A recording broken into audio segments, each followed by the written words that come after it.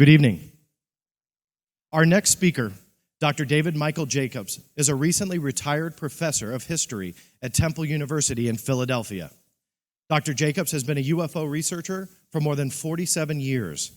In 1973, he completed his doctoral dissertation in the field of intellectual history at the University of Wisconsin-Madison on the controversy over unidentified flying objects in America. This was only the second PhD degree granted involving a UFO-related theme. He has written and delivered many articles, papers, and addresses on the subject of UFOs and abductions. His first Mufon conference paper was published in 1975. He's been a consultant to the major UFO organizations that exist. From 1977 to 2011, he taught the country's only regular curriculum university course on UFOs and abductions, quote, UFOs and American Society. Since the early 1980s, he has specialized in the UFO abduction phenomena. He has conducted over 1,100 hypnotic regressions with over 150 individuals. Here to talk about science, UFOs, and the search for ET hybrids, let me please welcome to the stage Dr. David Jacobs. Thank you, John. Thank you very much. Can't see a thing, but I know you're out there. First of all, there's some important information you have to know. My talk has absolutely nothing to do with its title. Other than that, what I'm going to do is I'm going to sort of give you some food for thought. This is a speculative type of talk that where I'm going to use the if word, the should, the could, the would, the might have word, words that historians don't use ever. They don't use that word. They're perfectly serviceable words. I like them a lot, and I'm going to use them. So keep in mind that this is guesswork that I'm going to give you now. And what I'm going to do is I'm going to take a whole bunch of different areas that seem to be disparate, that seem to be not related to each other, and ram them together, and then hopefully come out with some grand synthesis. Something that you don't really talk about much in abduction research because we don't know enough about it to have a grand synthesis, as you'll soon see. But I can't just do that. I've got to show you what the abduction phenomenon looks like a little bit. So this is not exactly Abductions 101. Let's call it Abductions Light. It's very simple stuff. And we'll just start off with, what do I have here? Okay, a new definition of abductions. There have been a bunch of definitions of abductions. All of them fall short some way or another. What I've done is simplified a lot of them and actually expanded on a few of them. It's real-time physical and cognitive interaction between aliens and or hybrids who mentally control humans either on board a UFO or in a normal environment. And that covers absolutely everything in the abduction phenomenon. It's a simple little thing. It only took me about 5,000 years to figure out, but it fell into place after many, many different versions of this. And then having my wife look it over and say, what does this mean? And Now, the abduction phenomenon, as we know it, kind of came to prominence early on. In 1957, there was the Antonio Villas-Boas case. Antonio Villas-Boas, as we learned back in the 1960s, was an illiterate Brazilian peasant who one night was working on his tractor, and down came flying saucer from outer space, and he was taken into it against his will, and this was done to him, and that was done to him, and this was done, and that was done. And then he was taken into a room, and there was a weird-looking female, naked as a jaybird. And she looked pretty good, not bad. He kind of liked her a lot. But she kind of growled when he talked, which turned him off. But that didn't matter. He jumped on her and made mad passionate love. Then he jumped on her again, made mad passionate love, even though she growled and he was repulsed by it. And then she left, and she pointed to her stomach and pointed up. And he said he felt like he was being used as a stallion for to improve their stock or for their stock or something like that. This case was, of course, totally nuts to the people of 1957, 58, and 59 who looked at this, and it was not even published until 1966. It was just beyond the pale. It wasn't just that he was kidnapped by aliens. It had things that people didn't want to hear about. They didn't want to see. They didn't want to even think about. So that case lay dormant. It wasn't until 1986 when I personally learned that Antonio Villas-Boas wasn't some illiterate Brazilian peasant. His father was apparently a well-to-do landowner. He was either taking a correspondence course, he was enrolled somewhere, whatever, but he became an attorney. And everything we learned about him was wrong, in essence. And this seems to go hand in hand with the UFO and abduction phenomenon, actually. Then there was a Barney and Betty Hill case. If there isn't anybody here who's heard of them, I would be amazed. This is probably the most famous case of all cases, you know, and of all abduction cases. An interracial couple driving blah, blah, blah, blah, blah, blah, going here, going in Portsmouth, they're heading towards Portsmouth, New Hampshire. I'm not going to go into all these details. They're abducted. Cut to the quick. And taken on board this UFO, they're separated into different rooms. Things happened to them. One thing was Barney Hill had a sperm sample taken from him. That was interesting. As in, what? Huh? Okay. Betty said when they put a needle in her navel that they told her it was a pregnancy test. That almost certainly was not what they said, actually. I hate to say that, Kathy, if you're here, because we know what that is, and that is not a pregnancy test. It's an egg removal test through the ovary. But the fact is, though, that then they were released, and unlike Antonio Villas-Boas, they didn't remember what had happened to them, whereas Villas-Boas did remember. Still, it was, you know, you're looking for patterns, you're looking for lots of people saying, and there was a case here and a case there in the 60s, Betty and Betty Hill case. Oh, I have 1957 here, that's wrong, it's 1961, I'm sorry, gosh, how did that get through? I better get rid of that as soon as possible. That was 1961, so you have Antonio Villas-Boas in 57 and Barney and Betty in 61. Now, the abduction phenomenon starts sometimes with a UFO sighting, sometimes not. People are in their beds, they're watching television, they're doing other things, and suddenly they find themselves being lifted up and out. This is all these drawings are going to be done by abductees. There's a guy who sees a UFO. He told me he'd just been dropped off by a friend, and he was heading into the front. This is his front yard. Was heading into his house when he looked over to his left, and there was this UFO hovering in the woods. That's how they start. If a UFO is close up, and you're standing right near it, it's there for a reason. It's there for a reason, and so are you. And consequently, this is typical abduction material. What we found is that UFO sightings, particularly close encounter sightings, are far less random than we ever imagined. It's not just, oh, the guy saw something close up. The question is, why did the guy see something close up? That's the question. Here's a car stoppage thing. This is a guy who... here's where I start expanding on my time. I'll tell you a story of what I was here. People say, you know, I saw this UFO. I was driving along, and off to the right there was this UFO. And it was hovering up in the sky, and it came down, and it was over this field, and it was like amazing. And I pulled over to the side of the road to get a better look, and the next thing I knew, that thing just flew away at fantastic speed.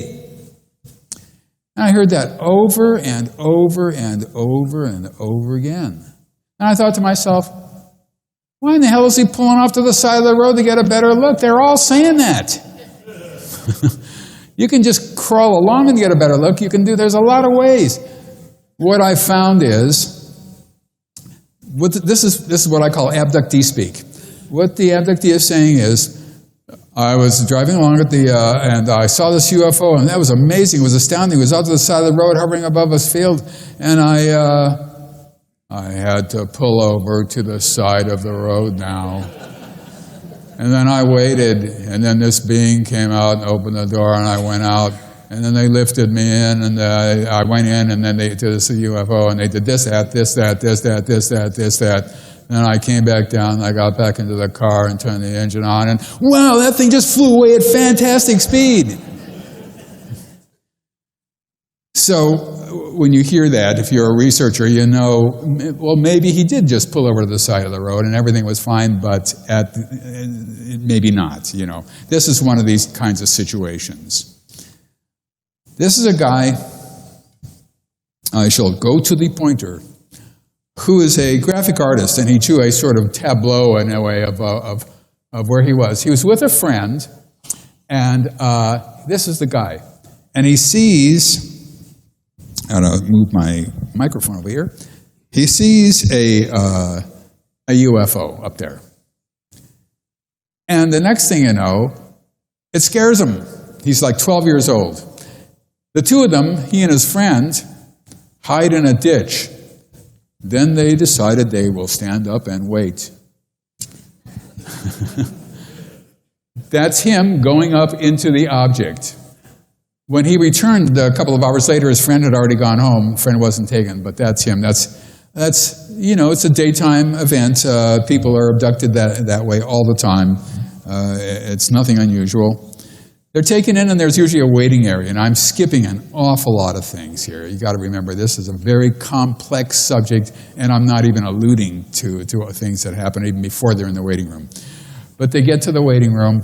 Their clothes are usually removed. This is a good example of one that has alcoves. Most of them just has a ledge around it, just a ledge that goes just sort of around it like that, all the way around the room. And they can sit there, glassy-eyed, staring at somebody across from them who's sitting there, glassy-eyed, staring down maybe.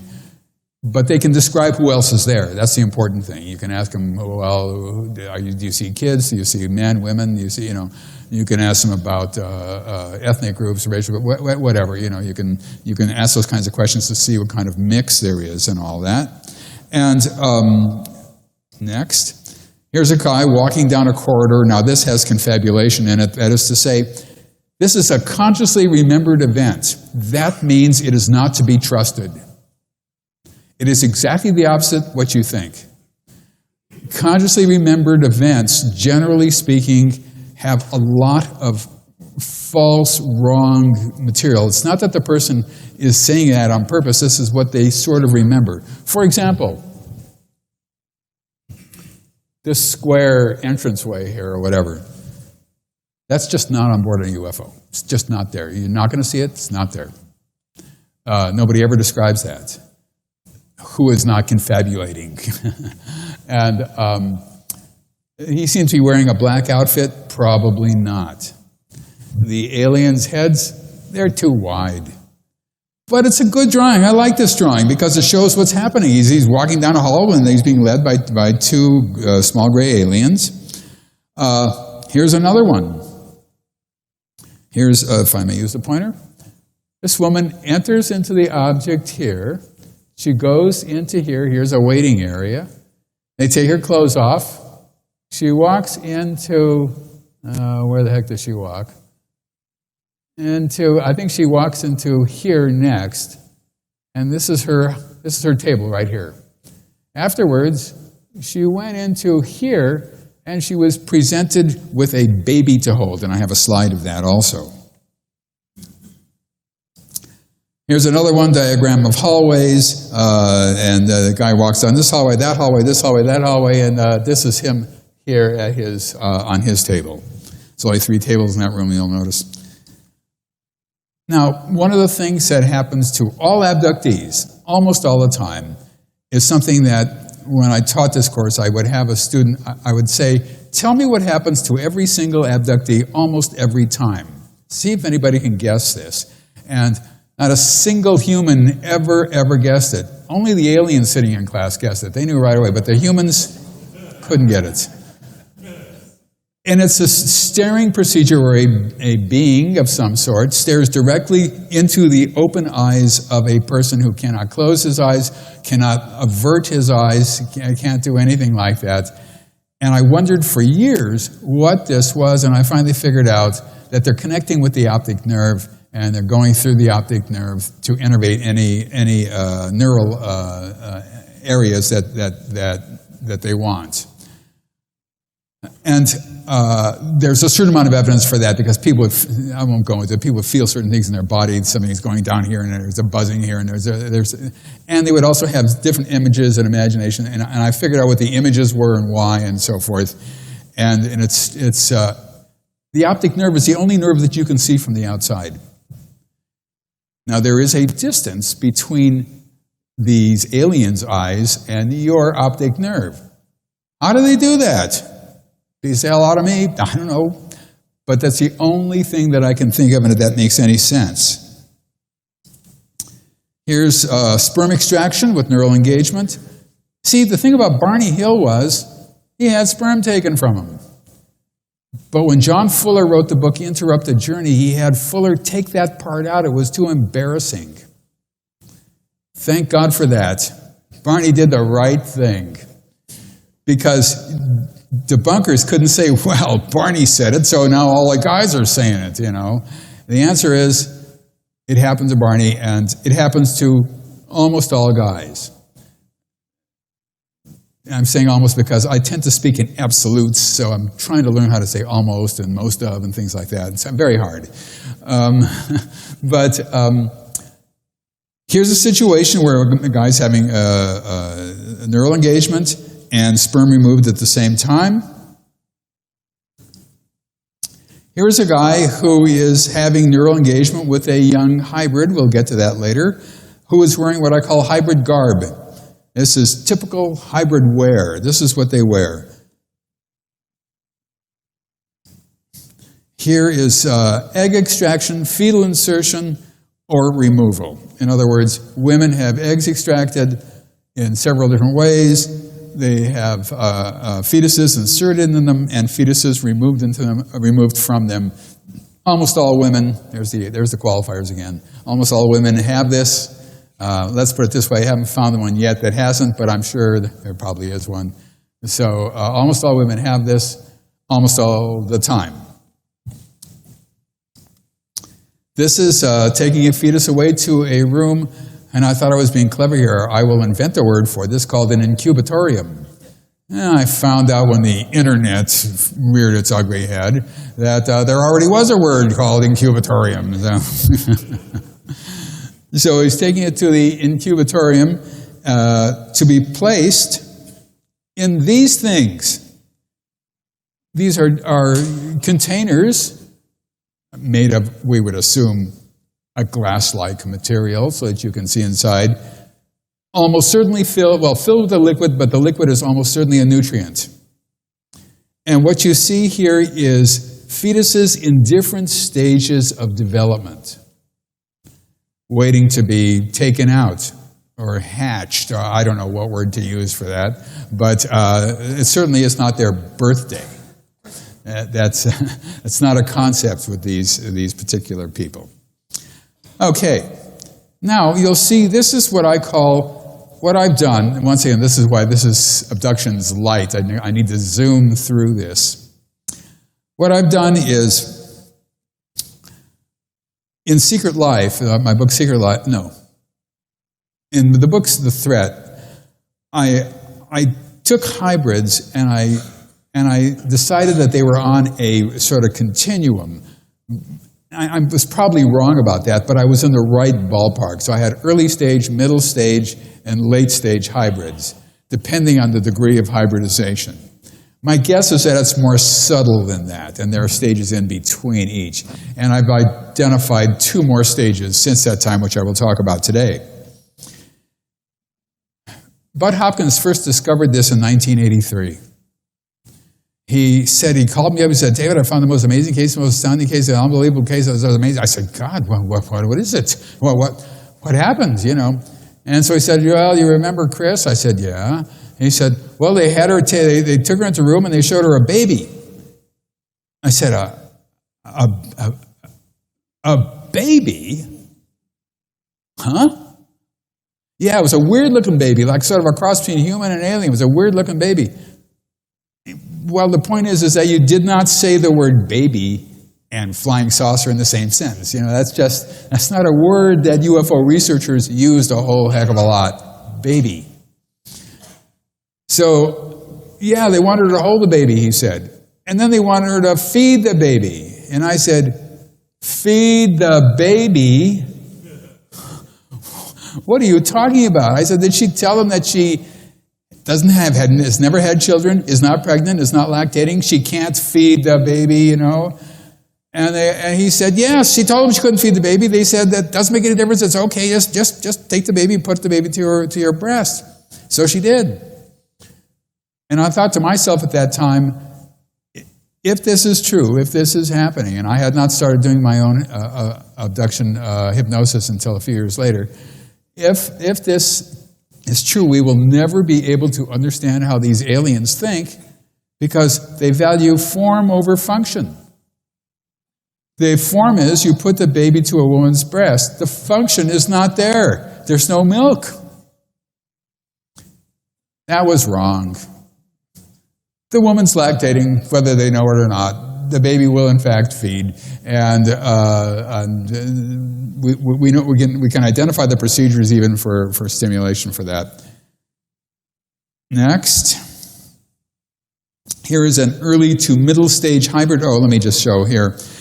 This is an early stage hybrid because she has an alien-shaped face. She has whites in her eyes, but they're mainly black. She has very thin, wispy hair, and she's wearing hybrid garb. Here is a baby. It's hard to tell. The woman who did this pointed out to me that this here, and there was actually, you can't really tell, but there's whites in this baby's eyes. And he had very, very thin hair. But then again, babies have thin hair, you know. But you'll notice that's like the previous one, pointed chin, little tiny mouth, little tiny nose, little tiny ears. Here's another one. This one is even more difficult to tell. She put in all black. That's not possible because if it was all black, it would be an alien. But there would be whites in the eyes. This is actually hair up here. The mouth is a little too long, but a thin mouth, a very small nose, and in the ears, just a hole, essentially. This is a female hybrid toddler with confabulation. That is to say, this was sent to me by an anonymous person, I think from Las Vegas, now that I think about it, many years ago. And here's a typical hybrid. I like this quite a lot. I'll use my cursor for this, I guess. If only I could. There it is. There's whites in the eyes, very thin, wispy hair, pointed chin, tiny little mouth, tiny little nose, hybrid garb. The confabulation is the head is too big for the body. The body can't support a head that size. It's too big. But that's what struck her the most. This is consciously remembered, you know. So, now, here, if I can find the cursor again, this is the hybrid. Strike that. This is the abductee. And this is a little toy that she's playing with. And here's some Probably middle or maybe even late stage hybrids. I don't know, but you'll notice they're wearing hybrid garb. They're wearing hybrid clothes, and they're teaching her how to play with this thing. I wrote a paper, and this is amazing to me, but I wrote an article for IUR just on hybrid toys. And I even now I think to myself, how can I do that? How can anybody do that if this is not happening? I wrote an article just on the toys they use because they're all characteristically the same and they're off the wall. Anyway, that's a toy. Here is the abductee. Now, the abductee is wearing something there. Maybe, maybe not. Most abductees do not wear clothes. She's got her own doll. They had her bring her dolly and a milk bottle. This is a middle stage caretaker, female. This is probably an insect-like one, and I have a new word for that, insectolan. In insectolan, these are probably middle to later stage, because of the hair, maybe middle stage hybrid children. And they have dolls too, but they're like very skinny little rag dolls. And she's teaching them how to play with a doll. You rock it back and forth, you give it something to eat, you put it on your shoulder, you pat its back, and that's how you play dolly, and so forth. But what you're looking at here is an instruction situation. This young child, who's maybe 6 or 7, is teaching these other young kids how to do something that humans do. Now, remember that toy we saw? The girl picked it up and started shaking it. And immediately the middle stage hybrid said to him, "No, don't do that, don't do that." And the little girl said, "Here, don't do that." And here's their rag dolls. It was the same group. And here's her doll. Just to show you that every once in a while, a kid can do something like that and adults don't. I won't go into why that happens, but there's a neurological reason. Human woman comforts man on table, it says. Here's a man having sperm taken from him. Here's an abductee who's come over and is calming him. Now, what you're looking at here, this is the graphic artist who did, here's the first one and the second one. This is him standing where he actually helps with a woman who was on there. Sorry, how did that happen? I'll get to that in a second. And so, what you're looking at here is an abductee who was helping aliens perform tasks. It's not a very big deal, just sort of calming him. This is, I call this calming behavior by abductees. Am I at the 15-minute mark yet? Now, here's one where an abductee is taken into a room and shown a screen-like device. You'll notice off to the side here on the right-hand side, there's a bunch of hybrid children, and there's another abductee sitting there. They're looking at her. This, he thinks, is a female alien, a gray alien perhaps, but there are all these little kids around him too. He's staring up. Now, what do people see on screens?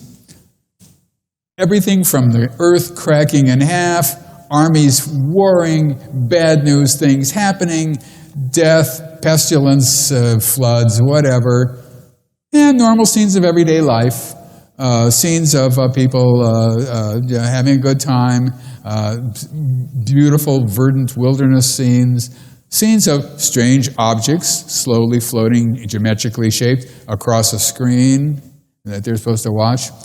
Why this is being seen, I do not know. In other words, we used to think, oh, maybe it's predictive. Maybe the Earth will be hit by a meteor like somebody saw and crack in half. Maybe atomic bombs will go off all over the place and it'll be death to us all. I do not think it's predictive. It's not predictive. It is not predictive. There's a lot of reasons for why it's not predictive. But the most important things that people see, they'll see these average everyday scenes. And sometimes they'll be in a large place with a screen in front of them. All communication is telepathic on board these objects, as we all know. And they'll look at the screen, and it's a picnic. And this is an actual event. I've talked about this in the media before. It's an actual event, an actual picnic, rather. And there's people who are just standing around and gabbing, and there's a picnic table, and there's people who are maybe playing ball or throwing the ball to each other or something like that. It's just normal, absolutely normal. And they hear in their mind's ear, "Can you tell the difference between you and us?" And the abductee looks up and says, "Huh? What do you mean, difference? Everybody looks the same to me. What?" And they say, "See, isn't that wonderful? Isn't that great? Soon we will all be together. Soon there'll be a change coming, and everybody will know his place. Everybody will be happy." Well, for a good UFO abduction researcher, when you hear something like that once, you got to wait for verification from other people who say the same thing and are unaware that this has already been said. And I got that a lot. And then beings began to talk about this change that's coming. That change is coming soon, soon, soon. It's going to come soon. And everybody's going to be, it's going to be wonderful. You're going to love it. The change is coming. And I began to think, what the heck does the change mean? And what does the word soon mean? Is soon like tomorrow or a million years from now? What is it? It's a relative term. This soon means nothing. Here is a woman who is involved in a rescue mission. This is extremely typical. Not the event that you're looking at, but the rescue concept, for reasons that I do not know or understand. I don't know why abductees will describe saving a baby in the midst of an earthquake where there's rubble all over the place, saving another kid somewhere in some horrendous trouble. I don't understand that, but we do get these rescue things. Now, in this situation, if you look at the cursor right around here, these are humans. This guy here is an alien. This is the operating system for a flying saucer. She's dressed in hybrid garb. How's that for something odd? Here is a little gray alien. He says, these humans are chasing one of us. You have to maneuver the UFO on top of the alien so the alien can escape. If I can find the cursor again. So the alien can escape. She says, well, I can't do that. I don't know how to do that. He says, yes, you do. Yes, you do. And she looks over at these symbols and stuff. She says, yeah, I can do that. Yeah. And she puts her hands on top of these things, and you can see she said you could see this fake UFO. It's not actually happening. But it's moving closer over the alien. And that's good enough. The little guy says, okay, that's fine, come this way now. What is this for? Beats the heck out of me. Now here is a middle stage hybrid who's got hair, he's got not as pronounced a pointed chin, he's got a regular mouth, a regular nose, he's got lots of whites in his eyes. And this is, he's looking at the abductee who's lying on a couch, or lying on some sort of device. And this is actually a street map. And her job is to stand on the corner when panicked human beings come running down the street. Her job is to say, everything is okay, everything is fine, just keep going this way, just walk this way, calm down, everything is okay. That will be her job. I have several people who've told me this, not knowing that anybody else would ever in their lives say anything like that, but they're the same. And I don't even want to think about what that means, you know what I mean? Let's just let that one go. Okay, now, okay. The thing is that when you get early, middle, late stage hybrids, there's more. There is a human stage hybrid who is concerned about security. This is a drawing of one. The mouth is a little bit turned down. It was accidentally drawn that way, and he didn't actually look like that. But it makes him look a little sinister, and that's okay. He is not a human stage hybrid, and I have a new word for that too, hubrid, which I'll describe in a second. Because neurologically, he can only think about one thing, and that is protecting hybrids from harm. That is all he thinks about, and nothing else. He has a function, and that is his function. He cannot operate outside of that function, which is why I'm just calling him human stage, because from the outside, this guy looks human. Here is what I call a hubrid. This one here has got longish hair, looks human in absolutely every way, acts human in every way, is human, acts human, except for one little tiny thing. The neurology aspect. See, here's the deal. Things are falling. Here's the deal.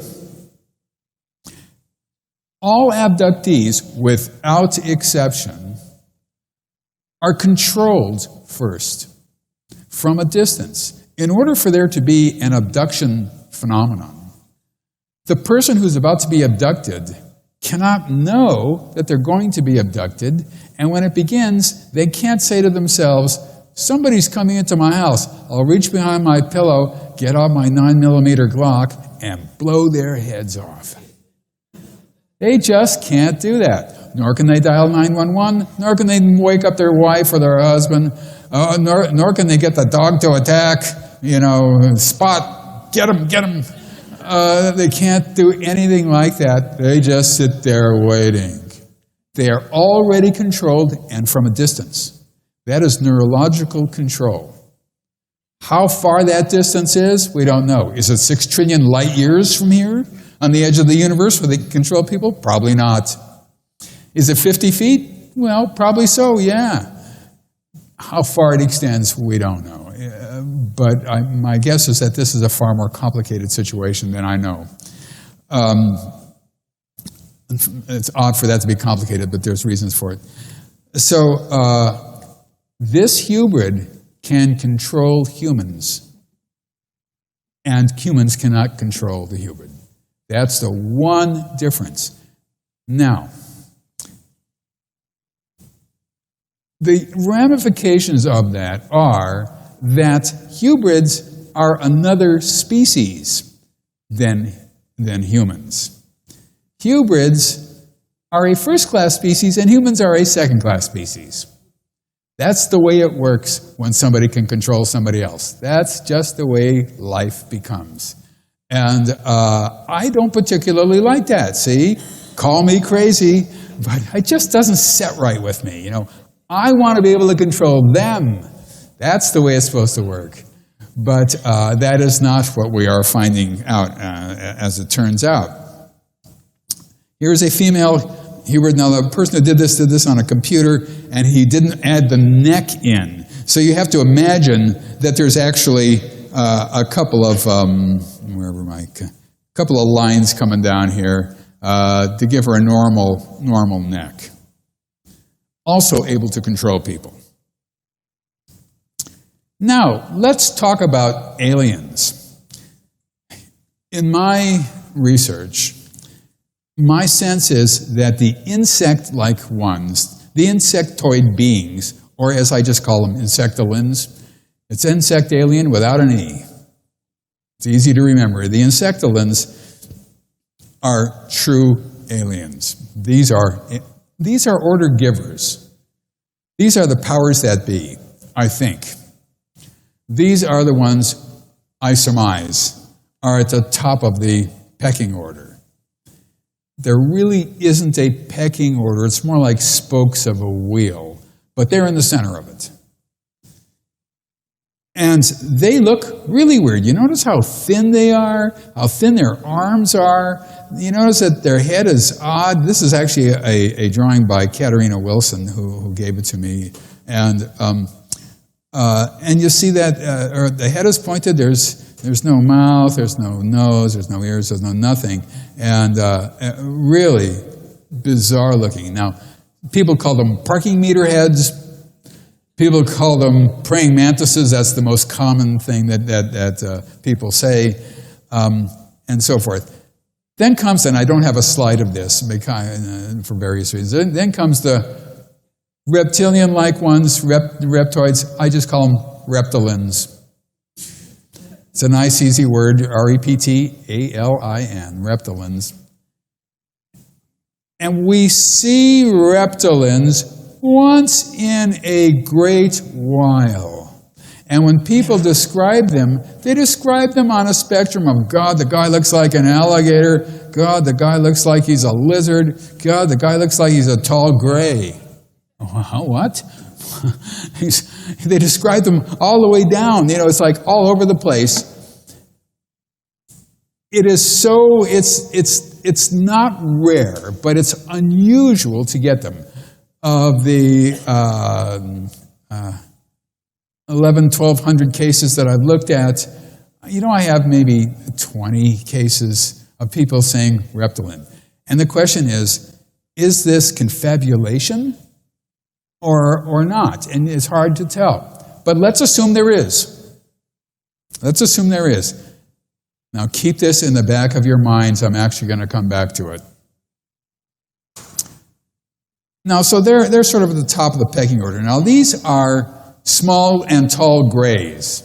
I'm going to just call them. I'm using the current vernacular grays, as opposed to saying gray aliens. We all know what it means to say gray. Small grays with confabulation. The confabulation is they're armored. The problem here is if they were armored, we would hear this all the time. And this was drawn in 1987, I believe it was, or 88, and I never heard it again. Therefore, it is confabulation. But yeah, there you see there he is, his eyes, nose, mouth, and all that sort of stuff. Here's another one. I had people draw the front, the side, the back. This is when I was first starting out. I started doing it at 86. By 88, 89, I had some people doing this. Tall grays, eyes, nose, mouth. Here's one, the same thing, a tall gray. Here's another one. This comes from Bud Hopkins' collection of drawings. Here's another one. They're all pretty much the same. And here's another one from Bud Hopkins' group. This guy's wearing black. Yes or no, maybe. Here's another one, small gray. And here's another one, a small gray. And there's a tall gray. Okay, now, what's wrong with what I just told you? There's something wrong, something off kilter about what I showed you something. Oh, yeah, everything is great, everything is wonderful, but it isn't. In my demented mind, anyway, I kept looking at that. Because I knew early on that these beings didn't breathe. Because I asked people, well, when he's staring at you and his forehead is touching yours, can you feel his breath on your face? The answer is no. Well, do you see his chest expanding, collapsing, even a little chest, a little expanding, a little chest? No. There is no evidence whatsoever that they breathe. The second thing is, there's no evidence that they speak or that they eat orally, that they fuel themselves orally. There's evidence for other ways in which they do that, but not through the mouth. And since all communication is telepathic, they don't need no stinking mouth. So the question then is, why do these beings have these, maybe they're vestigial, maybe they sort of, over in the evolutionary world that they lived in, that they eventually abandoned the nose, the mouth, and the ears, which I don't think we're ever going to do because, they come in handy. It just bothered me. It always bothered me. It bothered me. It just didn't make sense. So, Then there comes the reptilians. Okay. People say, oh, man, this one looks like a reptilian. Oh, he's horrible, he's ugly. Oh, get away from me, he's going to harm me. He's horrible. I said, God, what is he doing? Oh, well, he's there. He's horrible. I hate him. I said, well, is he beating on you? You know, is he? No. Well, is he harming you in any way? No.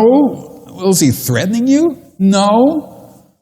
Well, what is he doing? Well, he's just doing procedures and all the rest of them do. In other words, but the very look of him is so threatening to the abductee that they recoil. But the activities of the reptilian are the same as everybody else. Keep that in the back of your mind. Now we turn to a completely different world, the world of words. The question then is, and here comes the disparate aspects of this, where I've cobbled together two separate talks altogether, one of which I've given 1,000,000 times, and one of which you're hearing for the first time ever in my sweat-filled way, because I'm nervous about this, about a new thought that I had. I don't have a lot of thoughts these days, but I actually had a thought a while ago. So I've written this little thing up. The question is, are we alone in the universe? And as it says here, this is 10 years ago, this was a serious question. Now it's just a stupid question. You know, it's just, of course not. But the problem is here is that we have 200 billion stars in our galaxy. There are 200 billion galaxies in the universe, although Michio Kaku says 100 billion. I was told by a professional astronomer 2 and 2 is the number to go with. Yeah. But, and so far over 1,000 planets have been discovered, not yet confirmed. There's about 350 that have been confirmed. And a few of them, maybe 1 or 2, might be in the Goldilocks zone where the temperature is good enough for life to evolve, and I'm not sure whether there's water on the planets or not. But the answer is that every single thing that astronomers have learned in the past 40 years, especially since the Hubble telescope went up, 30 years or whatever it is, has lent credence to the idea that there probably is life out there, and nothing has lent credence to the idea that we are alone in the universe. But in the year 2000, a book came out called The Rare Earth, which made a legitimate academic case that we are alone, at least in the galaxy and maybe the universe. And it's not just life they were talking about. Well, they're talking about technologically advanced life because, sure, we're going to find microbes. It'll be the greatest find in mankind's history, and abduction researchers and UFO researchers are going to yawn, and that would be the appropriate response, you know, because we all know that we have a different. Speaking for myself, I have a different way of looking at the universe, so to speak. But what this said was that there was a combination of unusual events that took place on Earth that made it unlikely that there could be another Earth-like planet. Sorry for the lack of the hyphen. And that means that the Earth got smashed by Mars, they think. It tilted it off its axis, which created seasons. There's millions of years of comets smashing into the Earth, each one containing ice, which created the oceans. We have a huge ocean-filled planet with temperate temperatures, and it goes on and on and on and on. And the destruction of the dinosaurs has allowed for primates to grow, and it's a legitimate argument. In my opinion, and I think probably in most people's opinion, it's a nonsensical argument. It makes assumptions that can't be made. And as I said, there's the size of our galaxy, which is gigantic, and there's the size of the universe. Now they're saying there's more universes. Maybe there's an infinite number of universes, which is very easy for me to understand. I can really get into that. When did the abduction program begin? See, this has nothing to do with what just came, what you just saw. It most likely started in the late 19th century. We can actually work backwards in terms of numbers. In other words, we know to a certain degree of high probability how many people are abductees or have had abduction-like experiences, maybe don't even know that they're abductees, but have had abduction-like experiences in their lifetimes. And it's somewhere between 2 and 5 or 6%, something like that. But the problem here is that, number one, it's global. This is not an American phenomenon. We do not have a corner on the abduction market, I'm sorry to say. We don't have a corner on a whole heck of a lot of markets these days. It is intergenerational. That is to say, if a person is abducted, who's an abductee, and marries a non-abductee and they have kids, it is most likely, and I'm choosing these words carefully, that all the kids will be abductees, although some abduction researchers think that only some of the kids will be abductees. In my experience, all of them are, but I'm saying most likely. The question then, who is abducted? Do people have any special characteristics? Yes. They're human, and their mother or father was an abductee. That's it. It's the good, the bad, the innocent, the guilty. It's everybody and anybody. It's how many times are people abducted? People will tell me, I was abducted once in 1984. I'll never forget it. I was in a field and blah, blah, blah, blah, blah, blah. The answer is, that's an interesting concept.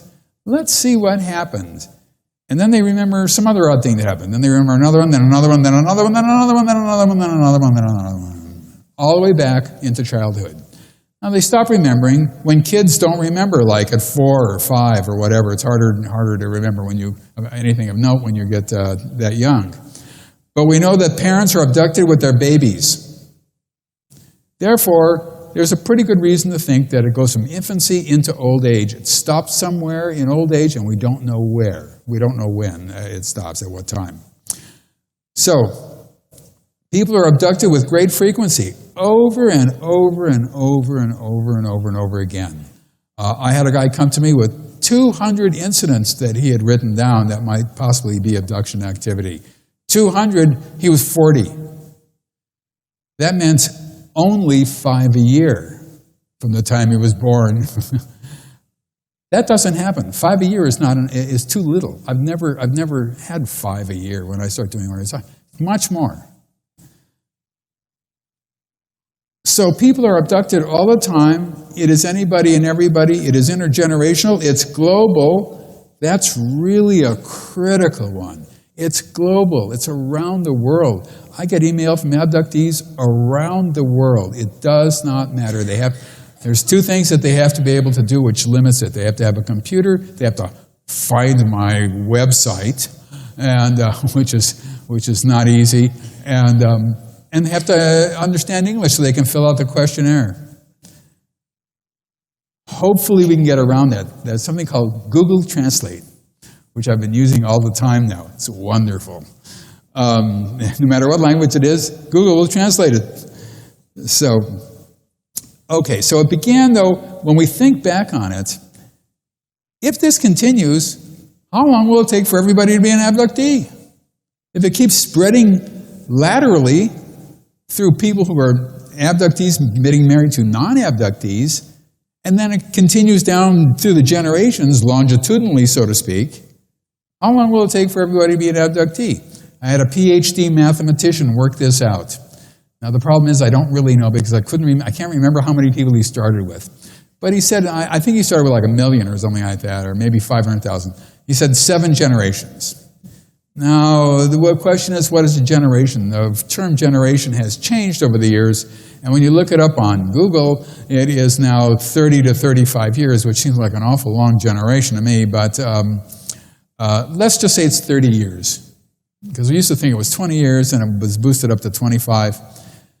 Okay, that means, ladies and gentlemen of the now sleeping audience, that means that if this phenomenon started in 5000 BC, as some people claim, by 3000 BC, everybody on the planet would have been an abductee. And if it started in the 14th century, by the 17th century, everybody would have been an abductee. See what I mean? And we know that 2 to 5% of at least Americans, and probably the global population, are abductees. Therefore, it couldn't have started very long ago. And here's the kicker. We have reports from both before 1947, before Kenneth Arnold.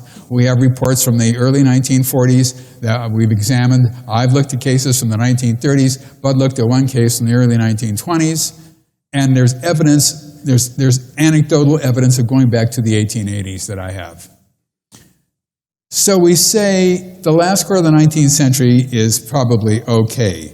Hang on a second here. This thing is checking for updates.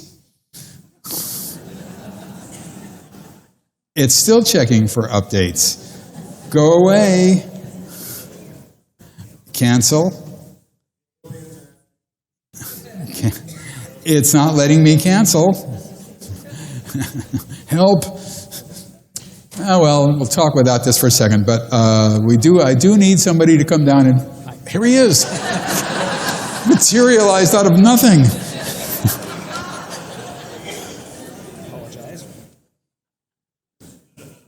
Been there, done that. Yeah, I see that. Thank you. All right. Give that man a hand. I've lost my train of thought. The point is, though, that it goes back to around the last quarter of the 20th century. I won't go into all the evidence. 14 minutes are remaining. I've got a prompt here that's telling me that. Okay, next. Let me speed along here. Okay, this is a phenomenon that is secret. Without secrecy, there would be no abductions. If people knew about this phenomenon and they remembered everything and everybody knew about it, we'd find a way to stop it. That cannot be done. That's not going to happen, and you cannot allow that. It must remain secret, and it is. We see maybe 1% people who know that it's happened to them will come forward to me or to other hypnosis specialists in this, and we don't see 2% of the American public coming forward. It's just not going to happen. They don't know they're abductees. But without it, there wouldn't be an abduction program, period. So you have to have memory blockage in order to maintain secrecy. In order to maintain secrecy, the first person you got to keep it secret from is the abductee, obviously. And there's invisibility involved with this. When people are floated out their windows or out their walls or wherever they are, people are standing around outside sometimes. I had some guy that was abducted around 1 o'clock in the afternoon from his college dorm right through the over campus, and there were students walking around. He could see them down there who did not see him. Even now it galls me. I'm the first person that ever used the word invisibility in an abduction talk that I did in 1991. And even it still makes me choke up a little bit in terms of, should I say that word or should I just say the word unseeable? It's such a better word and it goes down easier. In fact, it's all part of the secrecy program. Then there's the human concept of the unlikelihood of flying saucers from outer space visiting here. We're just a little planet in a corner of the galaxy. Of course, that means that they know about other Earth-like planets that are bigger in the center of other galaxies that would draw more attention. It's kind of a nutty way of thinking.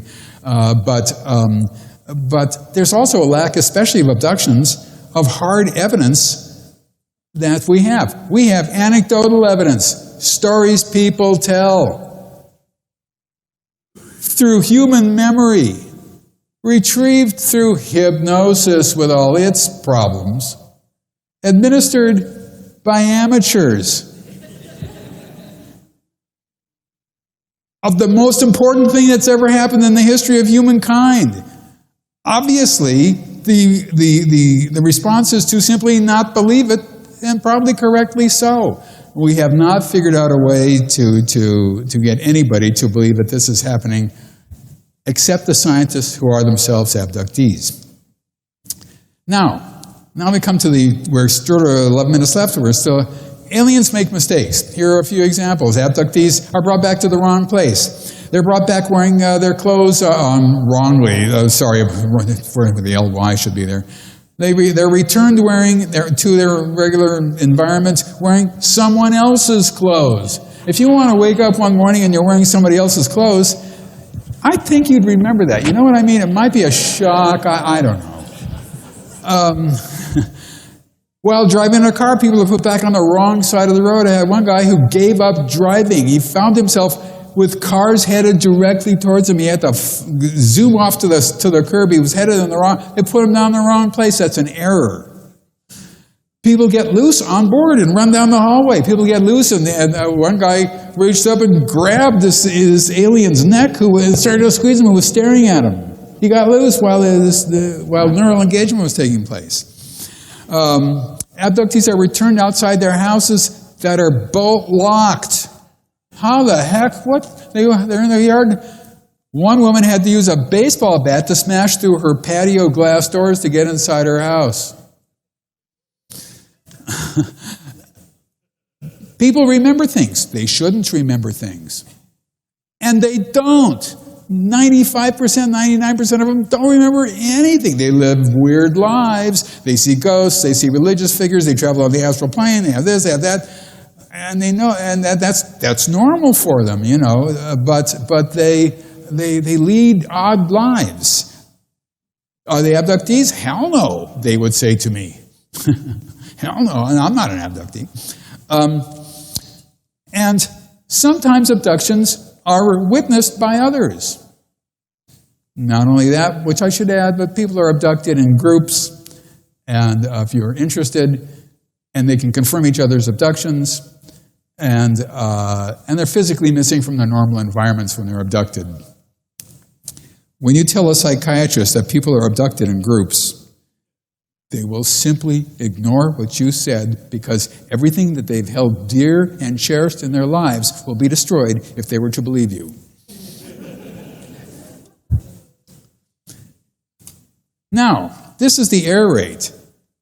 If this phenomenon began in the 1880s, whatever, one would expect that this is a first-time situation, that the errors would be higher at that time as the abductors, as the aliens got used to us and got the kinks, removed, etc., etc. And what you would see in those days is somebody falling from the sky, took a misstep on the way back or something, and down he comes when there's no place to jump from. And or you would see all sorts of mistakes. Flying saucers will be crashing over New York City. That's where a lot of abductees live, abductions take place where there's lots of people usually, because their abductees are packed in. And so if this was their first attempt at hybridization, one would expect more errors. What we see is a narrow range, a low range of errors that from the beginning to the end. A low range. Steady. Now we return to the reptilians. I think we return to the reptilians. I'm going to have to. I have 7 minutes left. Here are insectilians. Let's return to the insectilians. They're thin. They have mouths, noses, ears. Mouths, noses, and ears are not reported by abductees. Their order givers appear to be the ones in charge. Physiological aspect of the greys. Small, thin, hairless, slit for mouth, holes for nose. Do not breathe, do not ingest food, do not talk, probably do not smell. Greys, physiological anomalies. Why do they have a nose, mouth, and ear holes? Also, the aliens have no interest in in Earth's institutions. Absolutely nothing. No interest in religion, government, sociological aspects of it. They have no academic interest in political science, history, mathematics, sciences, anthropology, psychology, literature, entertainment, and so on. And this is not necessarily true of hybrids, but it's pretty much for the other ones. The intergenerational aspect means that this phenomenon is spreading throughout the society. The workers, not in order of their importance, are insectilians, tall greys, reptilians, small greys. We've been through this. Abductees are at the bottom. We'll explain that in a minute. Each worker has a function. They're smoothly carried out. They're efficient in their division of labor. They're goal-directed. They're long-lived, we think. I'm sorry, the program is long-lived. They may be long-lived as well. Here, the reason I figured out, and this is where it's just pure speculation, is that these beings have done this before. Now you look at the reptilians. They're doing the same jobs as everybody else. They're part of the workers' program. They're no different from what I can tell. One abductee, and when you have one, but I'll tell you it anyway, because this woman was amazingly precise and especially careful in what she remembered, was told once, and this is already, you have to be very careful with anything told by aliens because people can fabulate all over the place, that some beings were products of previous hybridization attempts. And they didn't say anything about reptile. Like they don't know the word reptile. That's not in their thought processes. But my sense is that that's what the reptilians are. That they're doing the aliens' bidding. They were from somewhere else, not from here, because it's hard to mate an alligator with a human. Same thing with a chimpanzee. There's 3% difference in the genes, and you just cannot create an offspring with a chimpanzee. I've tried and tried and tried, and it just doesn't work. So, what you get here is routinization. Everyone has a function. Beings are hybridized for functions. Next. Now we come into hypothetical perspectives. The insectoids are the only non-hybridized aliens. That's a guess, but it makes some sense. The reptilians were created from a previous hybridization program. If this is true, you cannot make the case for 3 advanced species in the galaxy. In other words, if you say we are the only advanced technological species in the galaxy, like the rare earth theory, you have to ignore the UFO phenomenon altogether. If you say, okay, there's just us and the aliens, well, maybe there are just 2. But if there's another group, like the reptilians, you cannot say there's just 3. Because if you say there's just 3, you're saying there's just 3 trillion. You can't say there's just 3. It makes no sense. It is illogical. The universe is teeming with life. The galaxy is teeming with terrestrial, with advanced technologically life. 3 is an unsupportable number. 2 is on the cusp. 1, probably not. See what I mean? It has to. Therefore, the galaxy is teeming with life. New perspective number 2. If the insectoids, the reptilians, and the greys and humans are hybridized and their error rate is the same now as when they began, and the greys, maybe I forgot to tell you this, are probably the result of early hybridization with humans. That's the reason why greys have this mouth and nose and ears that they shouldn't have. This is really early stage hybrids, really early stage hybrids. But it's on a continuum. It makes sense in terms of what we're looking at. Because what these insectoids did is they came here and they just created their own workforce. They didn't have to bring people over from the planet Vortek or whatever it is. They just created their own workforce. Everything is absolutely logical in these beings' worlds. 2 + 2 = 4. It's everything that we thought was crazy, insane, nutty. How can we ever figure this out? With enough information, we've been able to figure out it's logical. And you say, oh, yeah, that makes sense. And you go on to something else, even though 5 minutes before you realized you thought it was totally crazy. And then eventually you learn what it's about. And it makes sense. Everything, it has to be that way. It has to be that way. Because they've got extremely advanced technology, and 2 + 2 = 4, no matter where you are. I think, I guess, I assume. I'm not real good in higher mathematics, but my assumption is that 2 + 2 = 4 most everywhere. So, everything they do seems like routine. There should have been more errors. There aren't. There weren't. There isn't. Their secrecy program is fantastically successful. Their ability to deal with human neurology and physiology is amazing. They know what they are doing. So, if this is all true here, it has the following meanings. Hybridization is a means to an end. They're doing this for a reason. This is an integration program into the society. Everything points to this and nothing points away from it. Everything points to an integration, including what they tell abductees. Everything points to it. If they're doing so well with us, that means that hybridization for at least one group is a routine way, left out a word there, of taking over a planet. If you want to take over a planet, this is how you do it. You have all the time in the world. You've got all the workforce you need in the world. You've got all the technology that you need.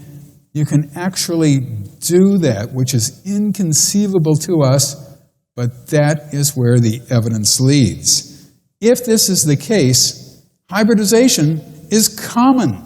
We're part of a common routine that has been done before, God knows how many times, but we're just part of this routinized phenomenon of hybridization that we're standing by idly watching. So it is happening to us, my guess is. Now, I wanted to show you a picture of a hybrid. I still have a few minutes remaining. I'm not sure of this picture because all pictures, they look like just common people. And, if you show a picture of a common person and the person never gets wind of it, they sue you for all you're worth. So you can't do that. Hybrids look just like us, but I do have a picture here, I believe. And I think that guy is one.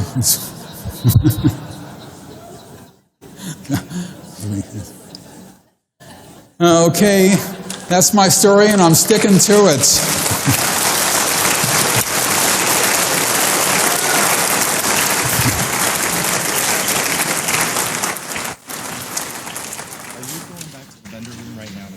Yes. Okay, just wanted to make sure. Thank you for No, that's fine. All right, thank you, Dr. Jacob.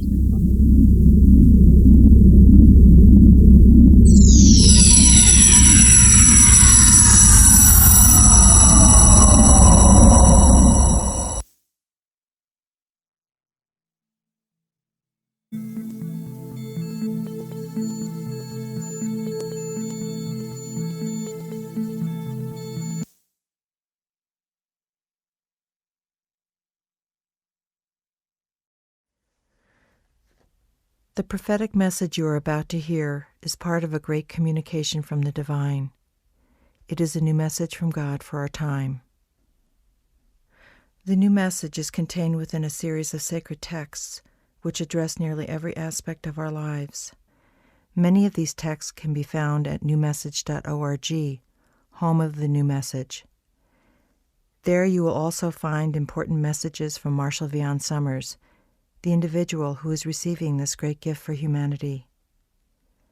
The new message from God is not part of any existing religious tradition. It comes anew, with God's blessing and intention for humanity at this time and for the times to come. The new message is here to bring confirmation to your soul, resolution to your mind, and direction to your life. Yet be prepared. The new message may challenge many of your beliefs and assumptions, and the beliefs and assumptions of your culture. It is appropriate that a new message from God would do so. God has sent a new message into the world. For humanity is entering a new era, a difficult era, an era of great environmental change, in political and economic instability. Humanity is facing competition from races in the universe, who are in the world to take advantage of human conflict for their own purposes. It is a threshold that will determine the fate and the future of human civilization. The challenge will be immense, but so will the calling for people to cooperate, for human ingenuity creativity, and unity. It is an unprecedented time. It is a time of revelation. God's former revelations cannot prepare humanity for what it will be facing now. And so God has spoken again for the human family, sending a new revelation into the world. This is the revelation. A messenger has been sent here to receive the new revelation and to carry it forth into the world and to build its essential community so that its purity and its efficacy can be assured. The revelation is greater than anything that has ever been given to humanity before. It includes its own commentary. It not only gives you the greater truth,